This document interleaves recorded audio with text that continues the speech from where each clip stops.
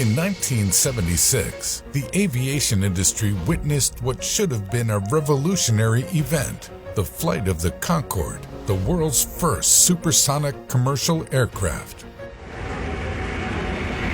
It was an incredible aircraft, a joint undertaking between France's Sud Aviation and the British Aircraft Corporation.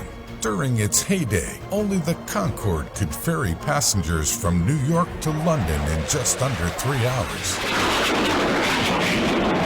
Despite parties such as the Soviet Union with its Tu-144 attempting to compete in the supersonic airline market, only the Concorde stuck. So that begs the question, why did it fail? To put it simply, it was incredibly expensive for consumers, the environment, and airline companies alike. While the Concorde was undoubtedly a remarkable aircraft, it was a bit of an impractical choice for most consumers, if one was even within reach. The only two airlines that had Concordes in their inventory were Air France and British Airways. Adding to this, the Concorde could only go on a very restricted set of routes. Numerous airports around the world refused to allow Concordes on their tarmacs due to how loud they were. Aside from the noise its massive turbojet engines generated on the ground, the sonic booms it would produce as it broke the sound barrier mid-air made it extremely difficult for most airports to properly accommodate. As such, anyone lucky enough to have flown on a Concorde during its years of service found themselves a member of a very exclusive club.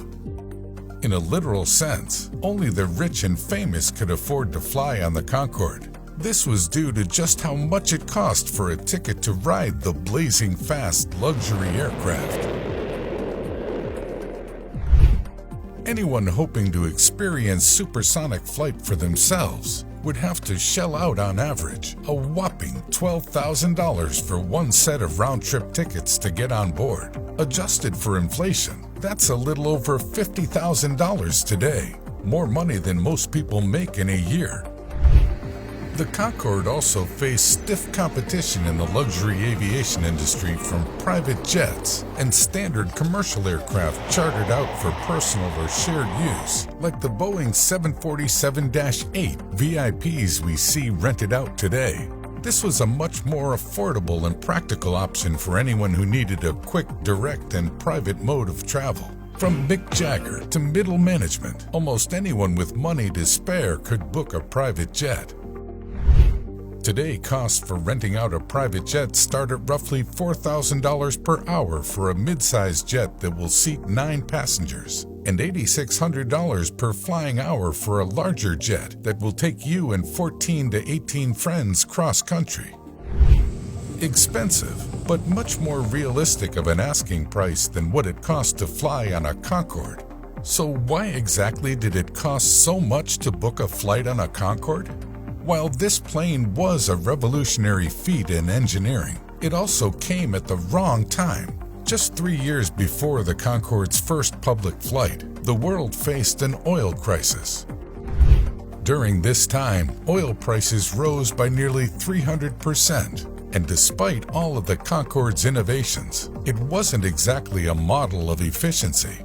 Its dated turbojet engines burned through 5,638 gallons of jet fuel per hour, almost double the fuel expenditure of a standard jumbo jet. At the start of the decade, a gallon of jet fuel would set you back 11 cents, and by the end of the decade, prices soared to more than $1 a gallon. This meant that a 3-hour trip from New York to London would have cost over $16,000 in fuel by the end of the 70s.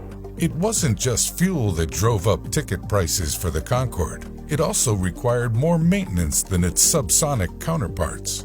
Each aircraft required 57 hours of maintenance for every flight hour, performed by a specially trained crew. Ultimately, the Concorde proved to be too expensive to fly and maintain for airline companies to keep in their inventories.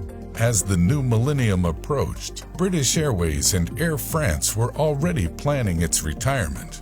The Concorde's retirement was all but ensured with the highly publicized crash of Air France Flight 4590 in 2000. which claimed the lives of all 109 people on board. Once Airbus decided to stop producing replacement parts for the luxury aircraft in 2003, it was all over. The aircraft was finally retired in November 2003, bringing its complicated legacy to a close.